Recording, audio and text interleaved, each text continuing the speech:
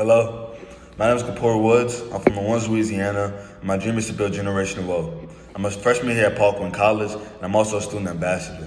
Nice to meet y'all. When asked how do you draw inspiration from the life and legacy of Frederick Douglass and Daniel O'Connell, my answer is, I draw inspiration from the life of Frederick Douglass based on something that most people don't draw inspiration on.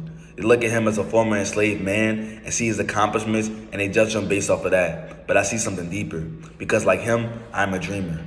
I'm inspired by the Frederick Douglass who was able to dream audaciously, who was enslaved and seen a path in the future that most people could not see, a path in the future that most people will laugh at. We're built in a society nowadays where they tell us not to dream. They tell us that you can't achieve what you want to achieve, and they want you to be average. They want you to work a 9 to 5. No, because like Frederick Douglass, I am a dreamer. My dream is to build generational wealth and to leave a lasting legacy for my family. That's something that Frederick Douglass did, and I aspire to be just like him in that fashion. So thank you. So when asked, what do you hope to gain from an international work experience and how would you leverage this in the future? That first part of that question has two main answers for me. So what do I hope to gain? I hope to gain a new level of open-mindedness and diversity. I grew up in a small part of New Orleans, Louisiana, where the family didn't have that much money.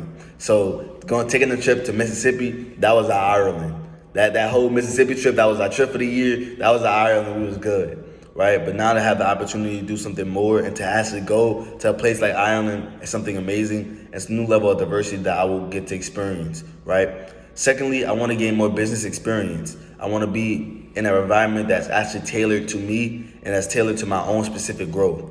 And in terms of how would you leverage this in the future, I plan on getting an MBA, and I plan on using this program as saying, hey, I can be competitive and I can thrive in competitive environments. I'm good for this program. So when asked, what's your most difficult leadership challenge and how did you rise to meet the occasion? If I'm gonna be honest, I've never had a really challenging leadership position. And it's because I've been born to be a leader. I remember being in middle school, and my mom used to always tell me, be a leader, not a follower. And that carried through me in those times. I ended up becoming the president of my middle school, and it was a really cool and amazing experience for me. That experience actually carried on to my high school years where I was also president again. So I've always been in leadership positions. And then now I'm in college, and I'm a student ambassador as a freshman of Paul Quinn, the face of the school, because I show up and I show out. So when asked, when you are met with a personal viewpoint contrary to your own, how do you respond? If I'm gonna be honest, this has actually been a struggle of mine that I've been working over the years.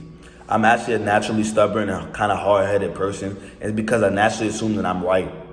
And it's actually something that I'm trying to work on. And I've been working on it through experiencing new people and understanding that two truths can coexist.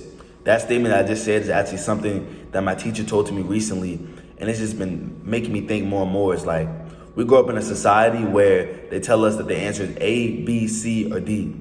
But you only get one answer choice. They don't tell you that two truths can coexist, that my experience can be true and your experience can be true. And that's been something that I've been learning and just growing with over this time period that I've been in college.